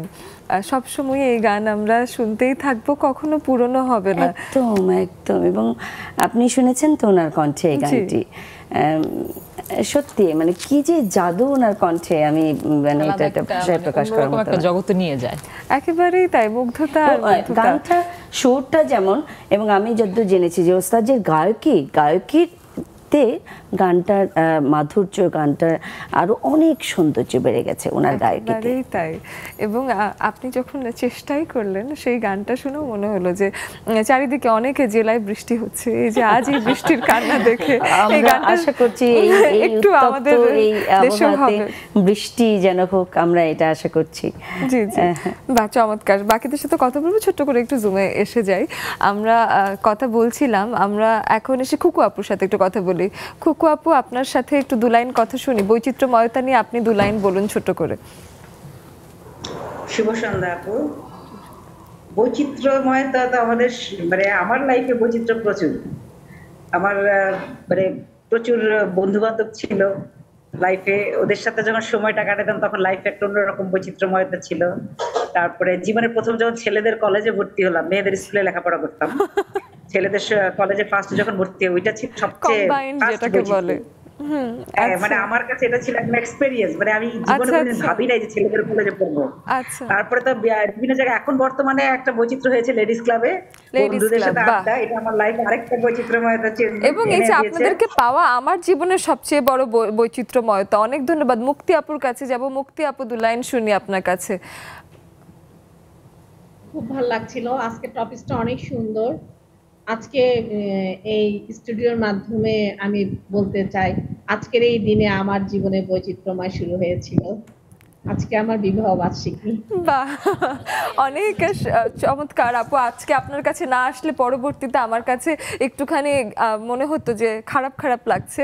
এবং বিবাহ বার্ষিকীর অনেক অনেক অনেক শুভেচ্ছা। আমরা এই দাওয়াতটা বাকি রইল খাবো।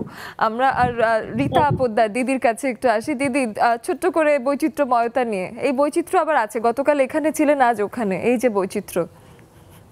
হ্যাঁ, জীবনে অনেক রকম বৈচিত্র্য আছে, তার মধ্যে কালকে দিনটা আমার বিশেষ বিশেষ বৈচিত্র্য ছিল। বলো, তোমার সাথে 1.5 ঘন্টা কাটিয়েছি কোনো প্রিপারেশন ছাড়াই, খুব ভালো লেগেছে। আর আমি বলবো যে যারা বসে আছেন গুণীজনে, আপা তো খুবই চমৎকার গায়, আসলে কি বলবো। আর বৈচিত্র্যের মধ্যে যখন নাকি আমি একটা অন্যরকম, যখন বিয়ে হয় দায়িত্ব এত মাথায় চলে আসে, সেই বৈচিত্র্য আবার তো অন্যরকম একদম। বাহ চমৎকার আপু। আর রুমা আপুর কাছে একটু আসি। রুমা আপু, এক লাইন করে একটু আপনার কাছে শুনি। যাত্রার ভেতরে আছেন, আমি জানি না শুনতে পারবো কিনা, একটু চেষ্টা করি। আপু আসসালামু আলাইকুম, শুভ সন্ধ্যা সবাইকে। জীবন আসলেই বৈচিত্র্যময়, আর বৈচিত্র্যময়তা না থাকলে জীবন মানে একঘেয়েমি হয়ে যায়। তো যেরকম নিজের সংসারের কথাই বলি, স্বামী স্ত্রীর মধ্যে সবসময় ভালোবাসা থাকলে ভাল লাগে না, একটু ঝগড়া হইলে পরবর্তীতে যখন মান অভিমান নিয়ে দুজন কথা বলবো, এই করবো, মানে একজন একজনের মান ভাঙাবো, তখন অনেক ভাল লাগে। সবসময় একঘেয়েমি ভাল লাগে না। বাহ চমৎকার। আমি এখন এসে একটু রুমি আপু, আমাদের গানের পাখি রুমি আপু, তার কাছে একটু আসি। অনেকদিন পরে তার সুন্দর মুখটা দেখলাম, তার কাছে দু লাইন শুনি। বৈচিত্র্য নিয়ে শুনতে চাও? জি আপু। আই শোনো, বৈচিত্র্য ছাড়া কি জীবন চলে? না না, প্রতি মুহূর্তে বৈচিত্র্য নিয়ে আসতেই হবে। এই যে দেখো, অফিস থেকে আসার পথে চুলটা কেটে আসলাম, আমাকে কি আজকে একটু অন্যরকম লাগছে? এইভাবেই নিজেকে বৈচিত্র্য খুঁজে নেই জীবনে, বৈচিত্র্য দিয়ে জীবনটা চালাতে হয় আসলে। একদমই তাই। বাহ, চমৎকার আপু। জীবন আমার মোটেও পছন্দ না। এবং এই জীবনে বৈচিত্র্য, যত রকম সুন্দর বৈচিত্র্য আছে আসতেই থাকুক, এটাই প্রত্যাশা। একদম শেষ মুহূর্তে চলে এসেছি, আপুর কাছেও শেষ কিছু বার্তা শুনলাম। আমি একটু পারিজাত আপুর কাছে 2 লাইন শুনি, এখন যেহেতু শেষ সময় এসে গেছে, সবার উদ্দেশ্যে কিছু বলুন। আজকের যে বিষয় সেটা নিয়ে আমি শেষে কিছু কথা বলতে চাই। সেটা হচ্ছে যে আজকের বিষয়টা খুবই সুন্দর, যে জীবনের বৈচিত্র্যময়তা। তো একটা কথা হচ্ছে যে আমি আমার নিজের জীবন থেকে সংক্ষেপে বলছি, সেটা হচ্ছে যে জীবনে যে সব সময় সুন্দর সময় আসবে তা না, মন্দ সময় আসতে পারে, এবং সেই সময় একজন মানুষ হিসেবে সেটাকে তার মোকাবেলা করা, এটাই কিন্তু আসল শক্তি।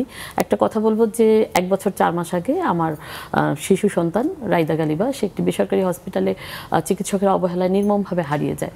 তো আমি কিন্তু ওই অবস্থা থেকে কিন্তু থেমে যাইনি, আমি কিন্তু আমার সৃষ্টি নিয়ে এবং ওই অশুভ শক্তির বিরুদ্ধে লড়াই নিয়ে আমি কিন্তু এগিয়ে যাচ্ছি। মানুষ আমাকে বলে যে আমার নার্ভ অনেক শক্ত, আসলে সেটা ঠিক নয়। আমি মনে করি যে যে কোনো মুহূর্তেই, এই যে আমার জীবন একটা সময় সুখের ছিল বা এখন একটা নির্মম দুঃখ, কিন্তু আমি কিন্তু এই দুটো সময়কেই গ্রহণ করেছি এবং একজন মানুষ হিসেবে আমি কিন্তু এগিয়ে যাচ্ছি আমার সাহস নিয়ে, আমার প্রত্যয় নিয়ে, আর একটা হচ্ছে আমার সৃষ্টি নিয়ে। আমার অনেক কবিতা আমার মেয়েকে উৎসর্গ করা, এবং আমার অনেক কবিতা অন্যায়ের বিরুদ্ধেও আছে। আমাকে এখানে আমন্ত্রণ জানানোর জন্য নেক্সাস টিভিকে অনেক ধন্যবাদ। খুব সুন্দর একটা সময়। ধন্যবাদ আপু। চাঁদনি আপুর কাছে একেবারে 1 লাইন বিদায় বার্তা শুনি। বিদায় মুহূর্তে আসলে আমারও খুব খারাপ লাগছে, মানে কোন সময় যে এতগুলো সময় চলে গেল বুঝতে পারিনি।